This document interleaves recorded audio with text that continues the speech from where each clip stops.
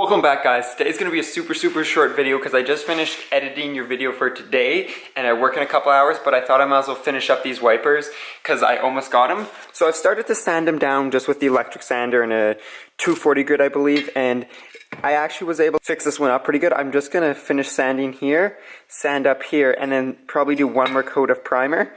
Give it half an hour and then gonna sand it and we should be done and ready to paint. That'll probably be done tomorrow after we go grab tint and fix up that. We'll do the paint and we'll prime the crash bar at the same time. Anyways, I'm gonna continue on this. I'll catch up to you guys once I finish this piece and show you guys the final product. So here's it pretty much done. So I sanded all this off, sanded this was a huge mess right here. And then the front also was a mess. There was a fingerprint here. I sanded down and then I smoothed this all out right here. So now I'm just going to do one more coat of this filler. And if it's all good, then we'll prime it. But I'm going to let it sit for like probably an hour.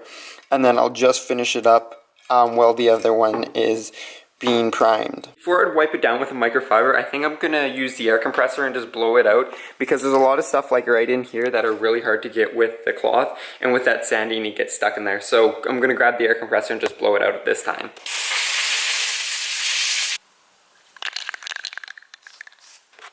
So that one's gonna dry for about an hour. I still got a couple places smoothing out, but it's actually looking better. It's just taking a lot longer.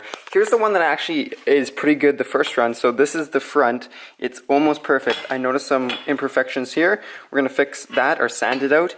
And then there's some on this edge, and that is about it. So this one doesn't even need another coat of that filler primer. So we'll be actually putting on just a normal sandable primer on this guy. It's this gray stuff right here.